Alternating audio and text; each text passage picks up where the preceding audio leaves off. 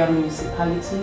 We are at the Boya Royal Palace, and we are here to talk with the Paramount Chief, His Royal Majesty Chief Dr. Esuka Robert Ndegi, who's going to be telling us about the MBando Festival. Stay with us and we will hear from him. Thank you. So today we are going to be asking you a few questions on the MBando Festival, and we would like you to tell us, tell the Boya community, the Mukwe clan, what you think about the MBando, and of course what is expected of the people, the chiefs, and all the indigents for the MBando to be a success. So when you're ready, I'm ready. Well, the MBando to the Bakri people is not just a cultural event that happens once a year. The MBando is actually a way of life of the Bakri people. From the time of our ancestors, which is hundreds of years ago, when the Bakri man has a problem, say you have a problem in your family, you go to your family grave, maybe your father or your grandfather's grave, and pour libation and cry on it. But if it's a community business that affects all Bakri people, we don't go to a grave. We go to Mbando. Mbando is a spiritual connection with both God and ancestors. And so we are trying to bring back this cultural science that gives the Bakri man full power and control over his land and his territory. But we will not stop there. We want to also make it an annual cultural event where all Bakri sons and daughters from all the four corners of the world, irrespective if you're a single parent Bakri child or a quarter parent Bakri child, as long as you identify yourself with the Bakri man, from South Africa to Finland to the USA to Bonakanda, right down to Bakingili, we'll all gather in one spot in FAKO every year to celebrate this cultural event and movement.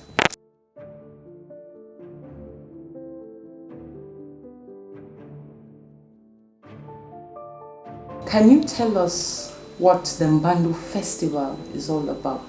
The MBando Festival will be an opportunity for all sons and daughters of Bakri, irrespective of class or level of education, to come together and sit on the same table and chat about the Bakri man, man being the idiomatic Bakri word for both man and woman, to chat about the Bakri man and how the Bakri man has been doing, a recollection of where we came from and where we are going.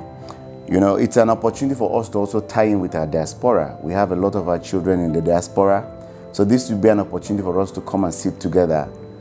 If you just came in outside, you saw my Iwanga Malay. Those are all my Malay people. Of course, they are not of the same academic standing with me, but we found one place, one platform where we can all talk freely, irrespective of who you are and where you came from. That's how we want to make the MBando, where everybody can come together and contribute to the forward movement of the Bakri clan as a whole.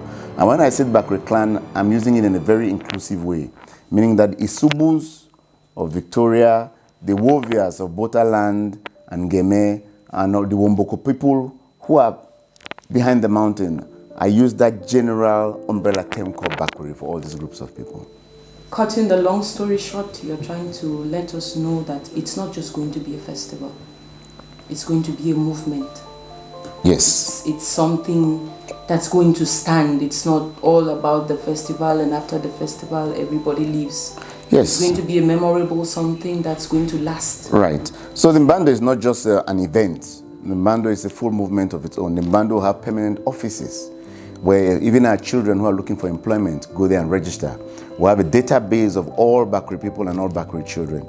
So if we are looking for a plumber to do a particular job in Miselele, we go to the MBando secretariat and know that Mula Kinge, who is from Ekona, is a very good plumber. And so it's a way of moving the tribe as a whole forward. We are trying to replicate what we call the Israeli model, where we keep things within ourselves as a tribe to make sure that everybody within the tribe grows and has a place in society.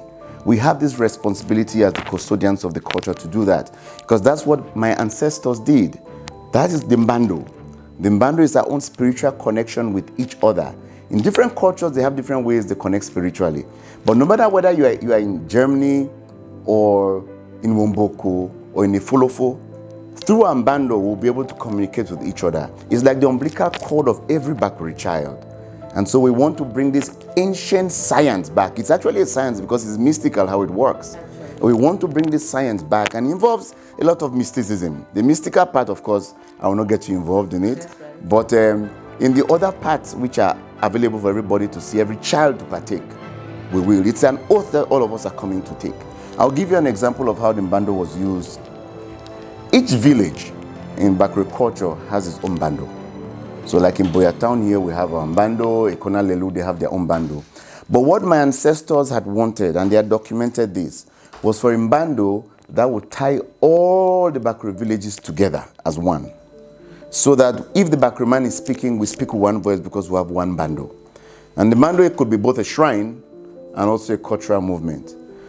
For example, in Ekona Lelu, they used to have a Mbandu where they had some really strong laws about what you could not do. And for men who violated this law, most of them died. Now, we will not make the Mbandu that stringent because young people they are easy to violate laws. But we are bringing in, we have a challenge in FAKO now, one of the greatest being our land. The FAKO land saga is the biggest talk on the news about FAKO, the proliferation of our land. And so the Mbandu will help us sort some of those problems out. And even issues that we had with chieftaincy in FAKO, the Mbandu will solve some of those problems really easily. So Naliomo, please, can you tell us a little about yourself and your vision? I am Rukambila Lindela Likenya Lyongale Bonge.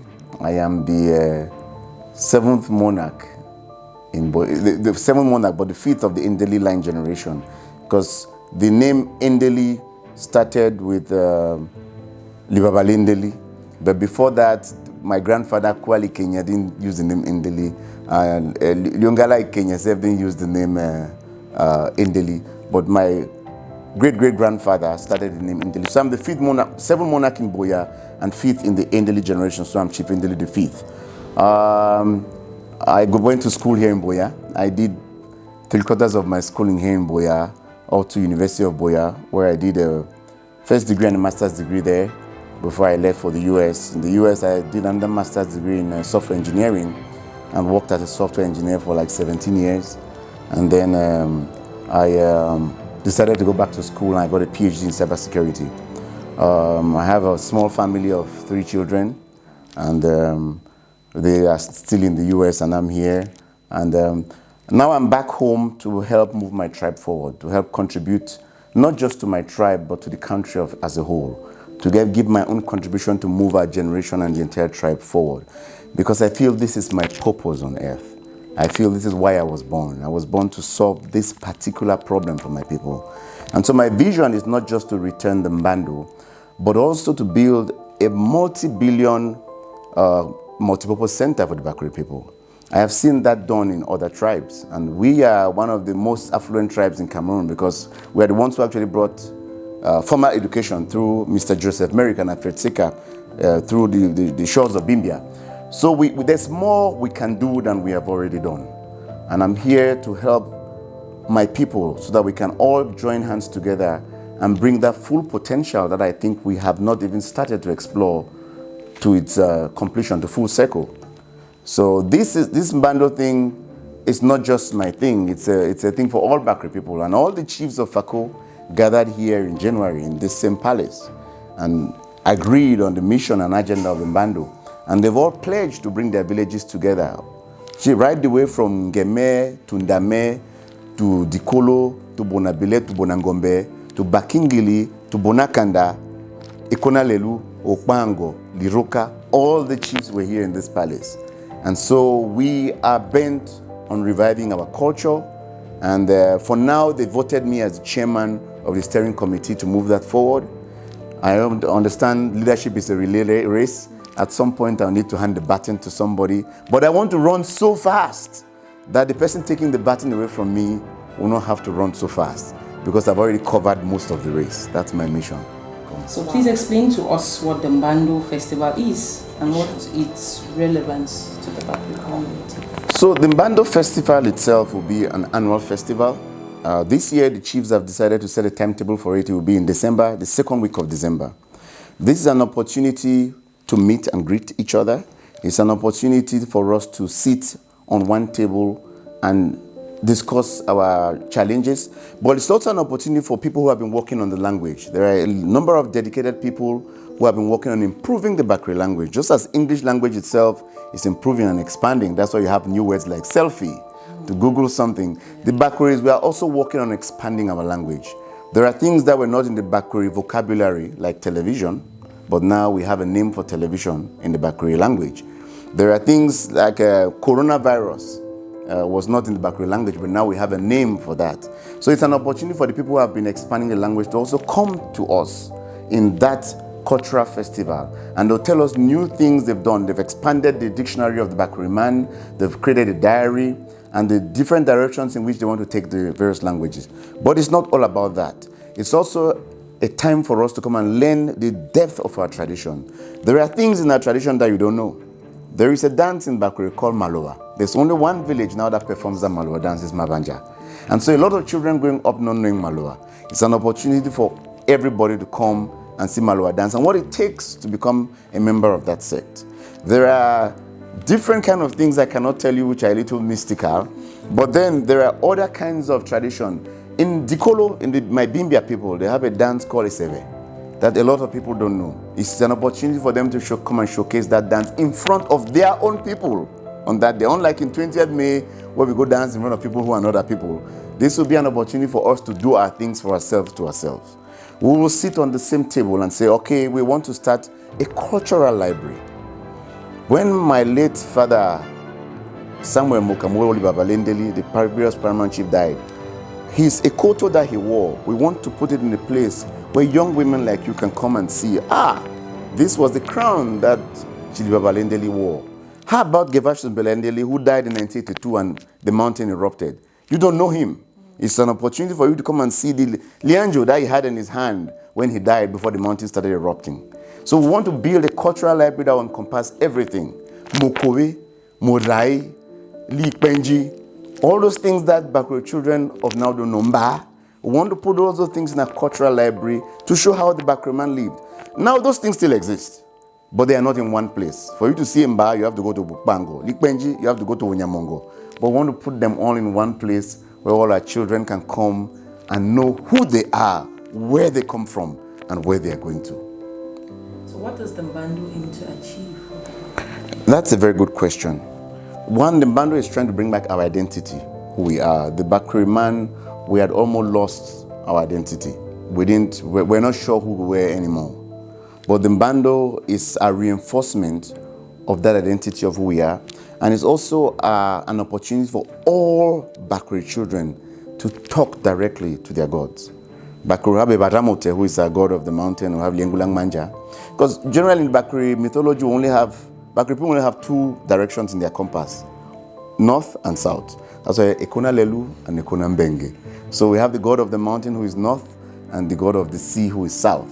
And so it's a time for us to come together. Now, what we achieve with this Mbandu is that one will bring awareness, will bring our, also an opportunity for us to assert our presence as the owners of the land in FAKO. The land under our feet belongs to us.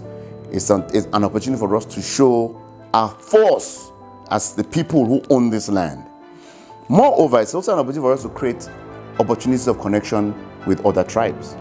Other people use their cultural activity to create liaison with other communities. The Mbandu aims to also bring that sister-sister relationship with other tribes and other communities. So we'll be inviting different people, different chiefs from different places to come and witness and know the culture of the Bakri people. But it's not just about that also. It's also a time for the entire nation of Cameroon to know who we are, what we do, what we are made of, and the different abilities, strengths, and traditions that we have. And then above all, it's just a matter of connecting us, what would Bakriman call Mulataku. It's a matter of connecting us in a spiritual manner that we've not had in a really long time. It's a science, like I said, it's a mystical science. And we want to revive and reactivate this mystical science because our parents did it. And they were very worried that we've relegated it so much in the back that it would take time to reactivate it. So we are bringing all the best medicine men in Bakri together. It's a time for, if you're a medicine man in Bakri land, to come and show your strength. on that day. So this is what the Mbandu is all about. Eke manali na nge na yunel marinje na riembiti. Velimo webako na waralowe ali nimba eke manali na nge. But inge barama kekire na yunel ma oli rangawa tu yo komabunda. But mame na lutelote na ngwe mamami libo menene Mbandu na yunel ma eya enima watu ware emokware wa marana ele maitimire ine meyaru ya Mbandu. Winga nate no umbengubu no wakingili ninge bara atoke na yokili lowire ne munyanya ngema waba linge bara nate no umbuku ekinge ya umbuku ya bulobo moba mukyunu boba reva wobi ngwima mokona ele maitimbire ni ine meyaru winga nubi monyengi ongwima na ele ma tone oilingma mbunake na ngma vitatu bote lowa ele manyu na ibaramote na lengulang manja na welimo yakwe na wina el maine ya ijuka no oliruku. How profitable is this partnership? Partnering with this whole Mbandu Festival? Well, the Mbandu, like I said, will be the greatest movement that has ever happened in FAKO division. It will be, if you saw my coronation, how it was, and the coronation of Limbe, multiply that by 4. That's how big the Mbandu will be.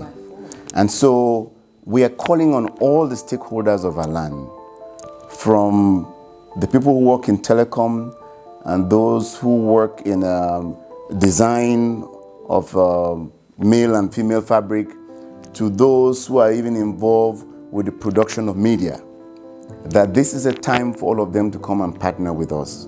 Because it's not just a one-time event, this is a continuous event. So we want to create partnerships that stand permanent and that are sustainable here. Because the Mbandu is not just a cultural festival, we're also building a multipurpose center.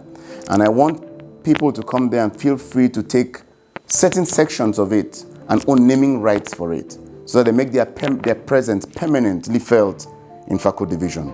So that the people, the Bakuri people, feel that they have a good relationship with them. And I've heard a few companies who have come and accepted that they would even want to build part of the library or part of the cultural museum or conference halls. So that they own naming rights. In the Western world, that is how it's done. There is a stadium in Atlanta which is called the Mercedes-Benz Stadium. It's built by the Mercedes company itself. In the Minnesota, in the US, there's another field there, stadium, which is called US Bank, built by bank, and the bank owns naming rights. We want to bring that kind of partnership in Buea. We want certain sections of our heritage in Buea to be named after prominent partners who have come to stay within our locality. Up just by the governor's office, close to the mountain, there's a fountain there called Bismarck Fountain. That was a gentleman who never really stepped foot in Cameroon, but his people came and they made permanent partnerships in Cameroon. They built us the Prime Minister's Lodge, which is one of the most beautiful houses we have in FAKO, and they named part of that Otto von Bismarck, who was a chancellor at the time in Germany. We want more than that. As much as we want to also erect statues for our prominent people like Kuali Kenye and Emmanuel Mbelali Babalindeli, we also want partnerships with people who can come and, like I always say, New York was never built by just the Americans. The Chinese built, the Germans, the Russians. That's what we are looking for in FAKO. Permanent partnerships. And in return, they will get our full cooperation as the custodians of the land. And so we're able to rally our people behind them for anything they want, provided it maintains the integrity and the vision of the Bakuri man. Thank you very much. So what do you say will be the necessities? What are the needs required for this festival to be a success? The needs are varied, but I can summarize it to a few. One, we want every child who is a Bakuri child to start planning to be here in December.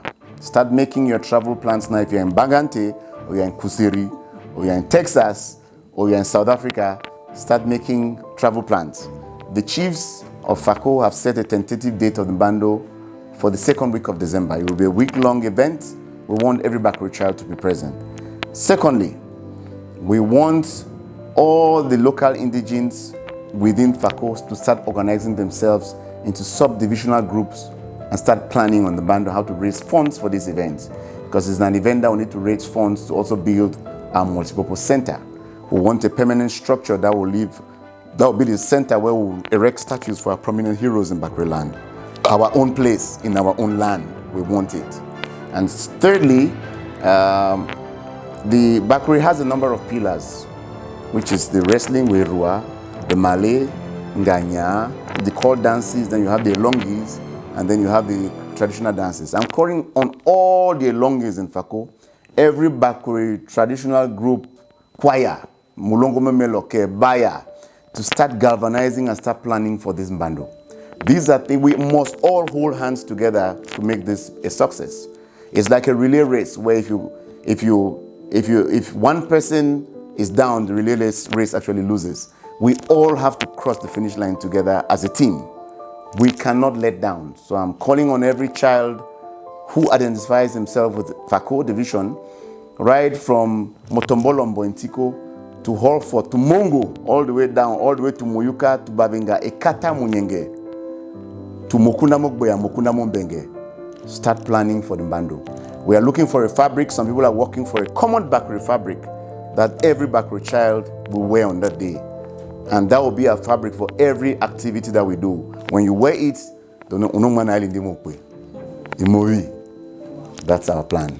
So how prepared are our chiefs? I'm hoping that you're going to interview some of the chiefs after this too.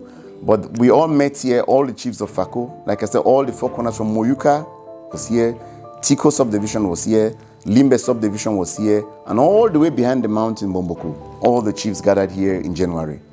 And they have even made an initial commitment of how much each chief's village will bring. There are over 100 villages in FAKO that have chiefs. And each of those chiefs have taken a commitment by classification of chieftaincy, how much each of them are bringing to the Mbandu. We are bent on this. We are not going backwards. They say in the Bible that he who holds the plow and keeps looking back is not fit for the kingdom of God. So we are not looking backwards. We are digging and plowing forward. To conclude, what message do you have for the Bakri people? Natala teke unyanyango na unyamwe kokwa kunalema ewoti ali ungirene. Iwanja ene ya Mbandu munu mwamene igbengi Mbandu.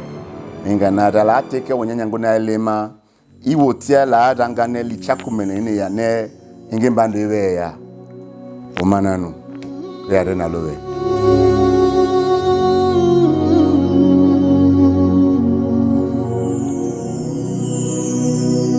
Wala buwan, wala buwan.